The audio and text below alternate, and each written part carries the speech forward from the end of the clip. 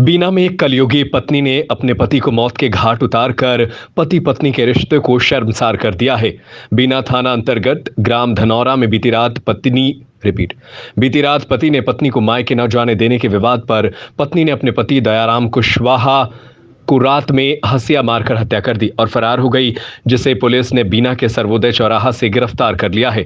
घटना की जानकारी जब मृतक के परिजनों को लगी तब उन्होंने सूचना पुलिस को दी, जिसके बाद थाना बीना से पुलिस के जवान धनौरा गांव पहुंचे और शव को सिविल अस्पताल भिजवाया। जानकारी के मुताबिक मृतक की शादी को लगभग 8 साल हुए थे, जिसकी एक 5 वर्ष की लड़की भी है। बीना थाना प्रभारी भरत सिंह ठाकुर ने जानकारी देते हुए बताया कि किसी बात को लेकर दोनों में कहासुनी हुई थी, जिसके बाद सभी सोने चले गए थे। लेकिन सुबह जब घर वाले घर गए तो दरवाजा बाहर से लगा हुआ था।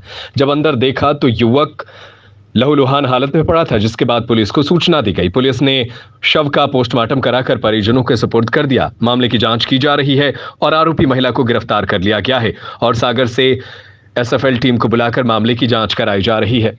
वो दो ही आपसी मियाँ बीवी का, वो तो हर घर में होती है लड़ाई झगड़ा, तो वही हुई होगी। हम लोग तो मजदूरी को जाते हैं, सुबह 8 बजे निकलते हैं, रात के 7-8 बजे घर आते हैं वापस। आके खाना पीना खाया तो सब सो गए अपने अपने कमरे में।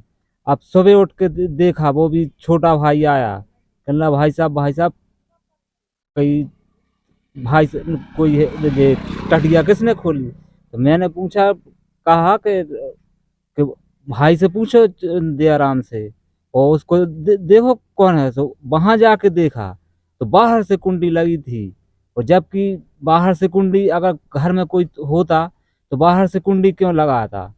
तो उसकी बीवी मार गई उसको, और बस बाहर से कुंडी लगा के भाग गई। तो हमने देखा यहाँ तो कोई नहीं बाहर। सर, एक पत्नी के द्वारा अपने पति की हत्या करने का मामला प्रकाश में आया है, क्या मामला है? हाँ, ग्राम धरौना निवासी भगवान सिंह कुशवाहा द्वारा थाने पर रिपोर्ट की गई है कि रात में वो लोग 10 बजे खाना खा पी कर सो गए थे। बाजू के मकान में उनके भाई दयाराम और उसकी पत्नी सो रहे थे। सुबह उठकर देखा तो घर के सामने की टटिया खुली हुई थी, जिस कारण से उसकी माँ ने छोटे बेटे को बोला कि जाके देखो क्या हुआ है।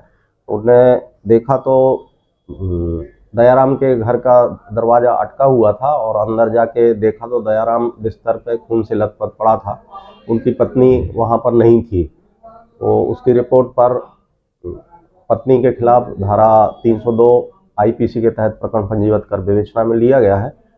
मृतक का पोस्टमार्टम और पंचनामा कार्रवाई के बाद घटनास्थल का निरीक्षण किया गया है। घटनास्थल पर एफएसएल और फिंगरप्रिंट के अधिकारी भी मौके पर उपस्थित हुए थे।